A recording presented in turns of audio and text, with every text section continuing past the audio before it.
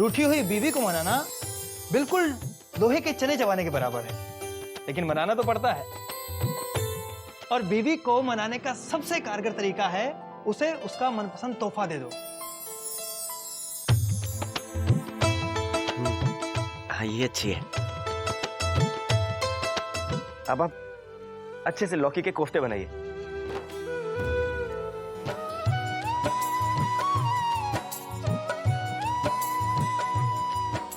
लौकी के कोफ्ते?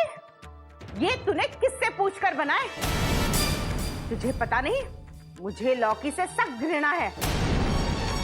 आपको पता था ना कि अम्मा जी को लौकी पसंद नहीं, तो क्यों लेकर आए आप?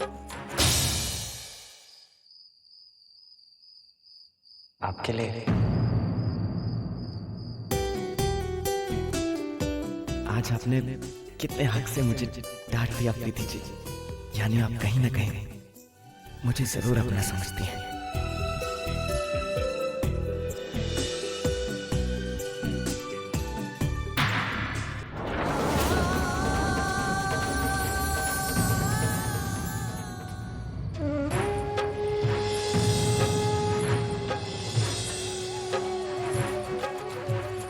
क्या हुआ?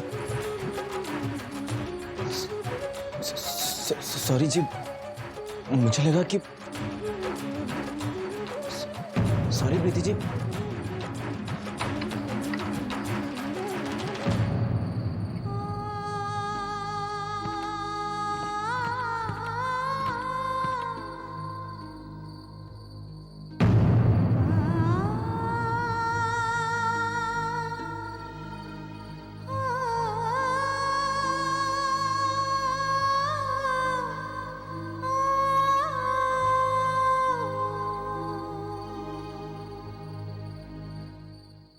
ये क्या हो गया मुझसे? सब गलत समझ बैठा मैं, सब कुछ गलत समझ बैठा।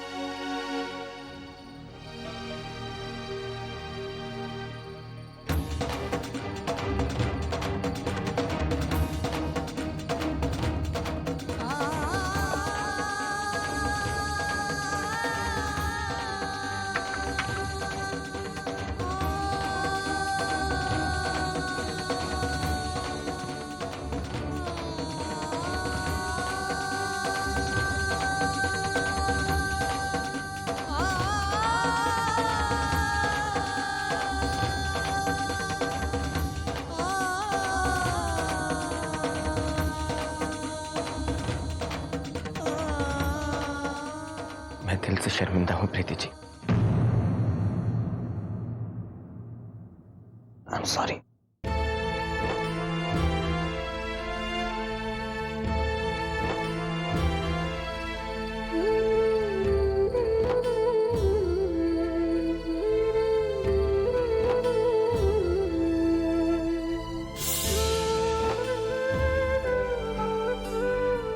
आप मेरी माँ की पसंद है और ये ब्याह मैंने उन्हीं की खुशी के लिए किया है।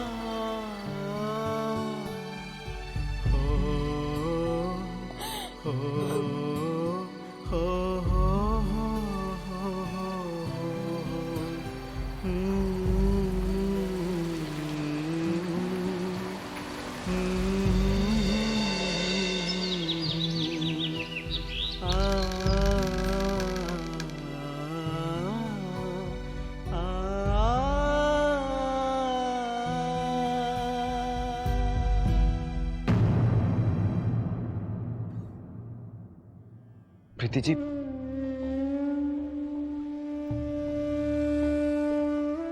ये क्या कर रही हैं आप?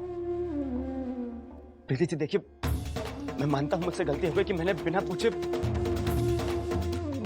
मैं माफी मांगना चाहता हूँ प्रीति जी। अब मेरे पास में तो शब्द भी नहीं है। आपको जो करना था आपने,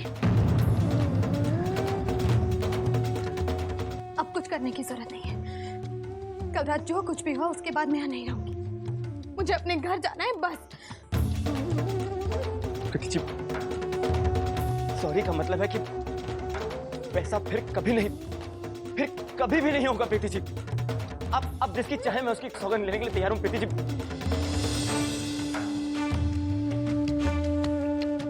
कल तक हमारे पीछे एक भरोसा था, एक मर्यादा थी कि आपने अपनी मर्जी से हमारे बीच फासला बनाकर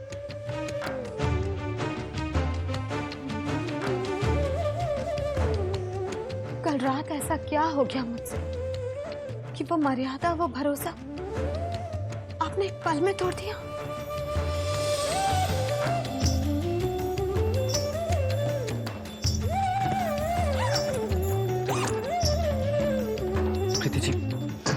प्रीति जी प्लीज मत जाइए।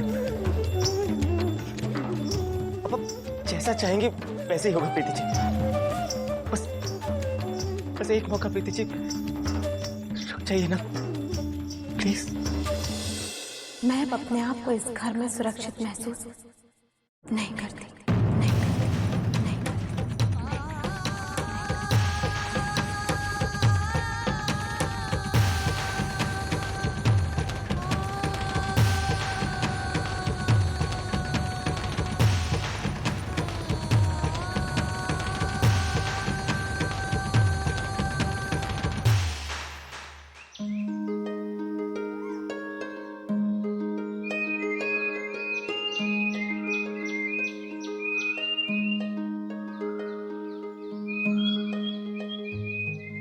सजनी खिड़की में खड़ी खड़ी सीटी बजाते हुए गाना भी गा रही है और खाना भी खा रही है। तो कसम खा रखी है हमारी नाक कटवा के दम लेगी। लाई यहाँ पर आप मुझे कुछ खाने क्यों नहीं देती?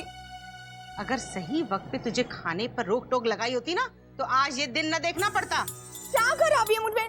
अच्छी भली तो हूँ। शीशे में जाके किसी दिन देखियो अपने आप को, क्या हाल हो गया है तेरा। दिन पर दिन फूलती जा रही है, लेकिन तेरा ये चटोरापन छूटता नहीं। चक्की की तरह मुंह दिन भर चलता रहता है बस।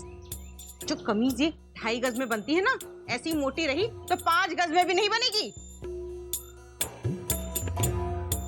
सारा फेंक दिया? हाँ फेंक दिया। ए छोरी जरा अपनी फिक्र कर, यूं ही मोटी रही तो कौन ब्याह कर ले जाएगा तुझे? ब्याह मेरे जिसके साथ अंजल होगा उसके साथ हो जाएगा। चुप कर, बड़ी आई अंजल वाली। आज से तेरा खाना पीना बिल्कुल बंद। जब तक कोई लड़का तुझे ब्याह के लिए हाँ नहीं कह देता तो कुछ नहीं खाएगी। भूख लगे तो छाछ पी लेना, ज्यादा से ज्यादा मौसम्बी का जूस, समझी? चुप। पर मैं इतनी मोटी कहाँ हूँ? क्या अम्मा? सजनी, वो जा रही है। कौन? अरे तेरी प्यारी प्रीति भाभी। और कौन?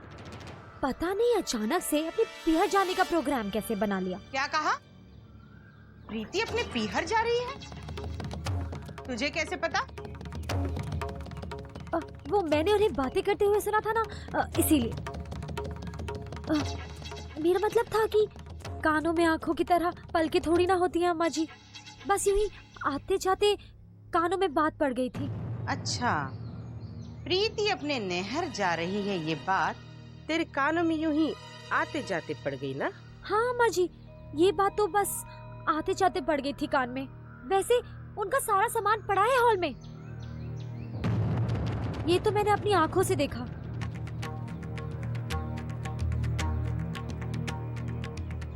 मैं आखिरी बार तुम लोगों से पूछ रही हूँ, तुम लोगों का ये नाटक कब खत्म होगा? इस घर के नियम और कायदे मैंने इसे उसी दिन समझा दिए थे जब तुम लोग इसकी बहन से मिलने गए थे, मुझसे पूछे बगैर। अरे मैं पूछती हूँ, अगर ऋतु इस घर के नियमों का पालन कर सकती है तो तेरी ये महारानी क्यों नहीं? अरे ये कोई बात हुई? न किसी से पूछा न ताछा, बस बैग पैक किए और चल दिया मायके।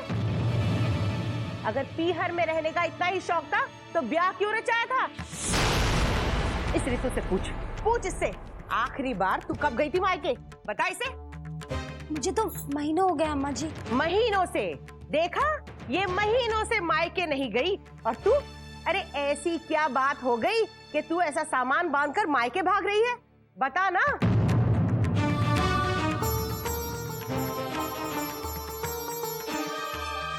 अरे मुंह सिले क्यों खड़ी है? बता ना।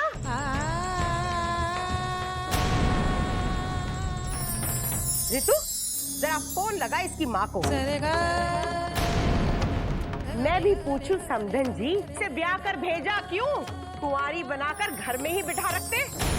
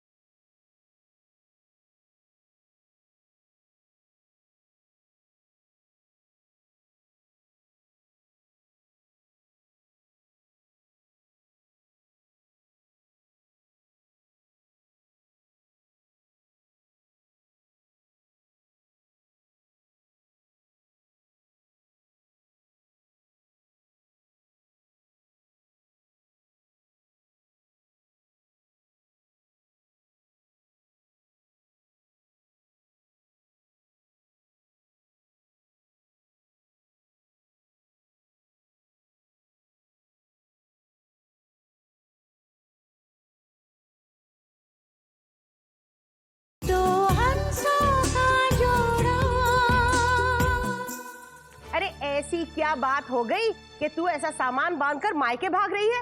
बता ना।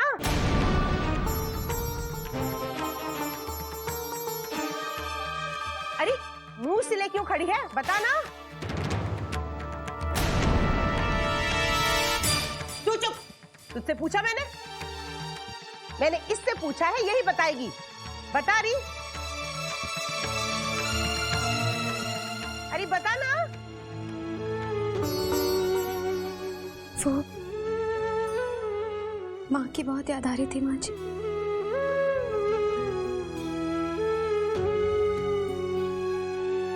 ऋतु, जरा फोन लगा इसकी माँ को। मैं भी पूछूं समधन जी, जब बेटी को आपसे इतना मोह था तो इसे ब्याह कर भेजा क्यों? कुंवारी बनाकर घर में ही बिठा रखते। हमने ऐसी किसी की बहू नहीं देखी जो आए दिन मैके चली जाए। हम भी ब्याह के आए थे, हमें भी अपने माँ बाप की याद आती थी, पर हम क्यों घड़ी घड़ी क्या मैके चले जाते? राधे राधे।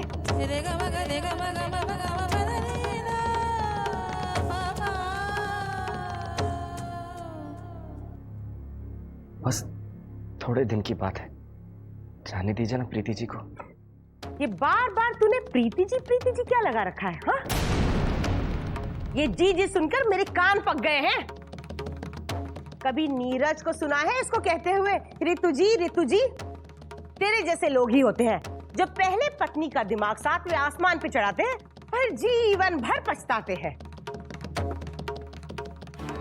अरे समाज में पत्नी का दर्जा पति से नीचा होता है, समझा? लोगों ने पता है पत्नी की क्या परिभाषा की है? कार्येषु मंत्री, कर्मेषु दासी, भोजनेषु माता, शयनेषु रंभा। ये होता है पत्नी का धर्म। या ये भी नहीं सिखाया तेरी अम्मा ने? हाँ,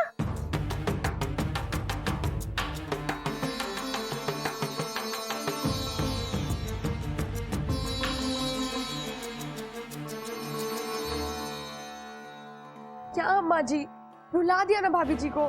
तू चुप कर, जा यहां से।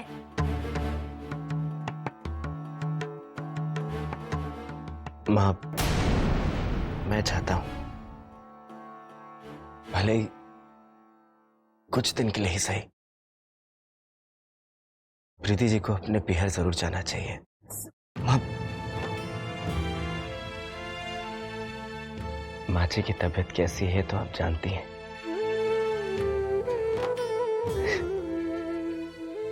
ऐसे में मुझे लगता है कि घर के नियम कायदों से ज्यादा उनकी भावनाओं का ख्याल रखना जरूरी है। लेकिन इसका मतलब ये नहीं कि हमें हमारे घर के नियमों और परंपराओं का पालन नहीं करना चाहिए। नहीं, जरूर करना चाहिए और हम सब के सब करेंगे। ये मेरा आपसे वादा है मां।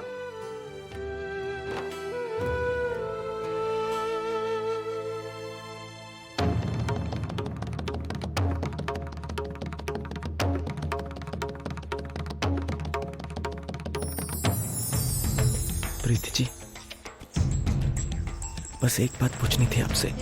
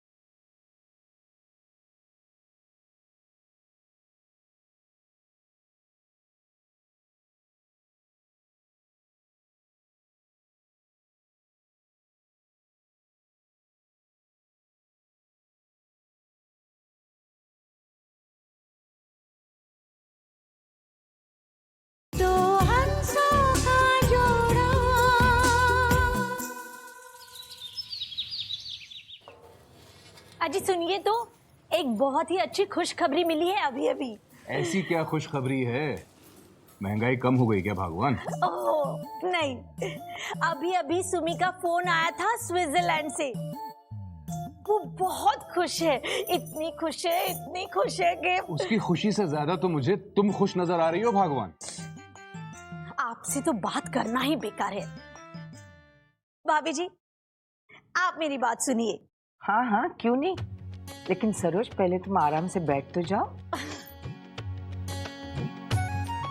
अब बताओ क्या कह रही थी हमारी सुमी? आप लोगों को वो पिक्चर याद है, चांदनी? हाँ हाँ याद है। क्यों? तुम्हें याद है ऋषि कपूर और श्रीदेवी ने एक सीन में आइसक्रीम खाई थी? लगता है तुम लोगों को कुछ याद नहीं है। आज ही मैं डीवीडी मंगवाकर तुम्हें वो फिल्म दिखाती हूँ।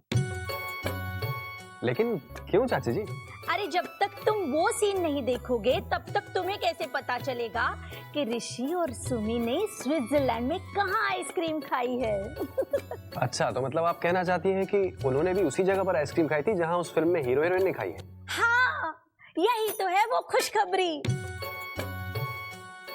और पता है, वो दोनों पतंग पहनकर हवा में भी उड़े। पतंग पहनकर? हाँ। ओह, आपका मतलब पैराग्लाइडिंग? यही तो मैं कह रही थी। मेरी सुमी तो वहाँ ऐश कर रही है, ऐश। किसे पता था कि इतने छोटे से शहर की लड़की का भाग शादी करने के बाद इतना बदल जाएगा। बड़ा ही सुख भोग रही है मेरी बेटी। भगवान उसे पूरी नजर से बचाए। शादी के बाद बस अच्छा ही अच्छा हो रहा है उसकी जिंदगी में। क्यों जी? ठाकुर जी की कृपा है सुमी पर। भाई बेटी खुश तो हम भी खुश। खुशी तो ठीक है भैया, पर इसे देख रहे हैं आप? सुम्मी की खुशी में इसकी खुशी का बांध कैसे टूटता जा रहा है। मुझे तो डर है खुशी के मारे ये कहीं पागल ही ना हो जाए। लल्ला जी, आप फिर छेड़ने लगे मेरी देवरानी को? अरे ममता का बांध बेटी की खुशी में नहीं टूटेगा तो और कब टूटेगा? ममता मई माँ, मुझे माफ कर दो। तुम्हारी ममता पहचानने में मुझे थोड़ी देर हो गई।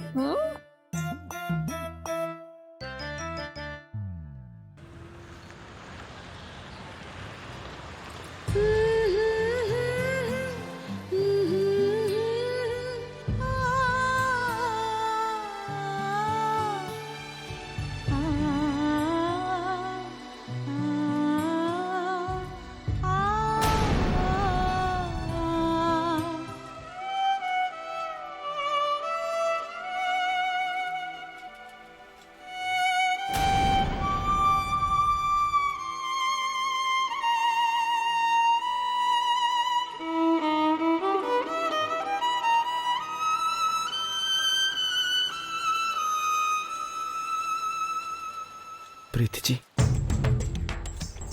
बस एक बात पूछनी थी आपसे। आप यूं अचानक बैग लेकर घर जाएंगी, सब घर वाले आपसे सवाल करेंगे तो आप उन्हें क्या जवाब देंगी? और क्या कहेंगी माँ जी से?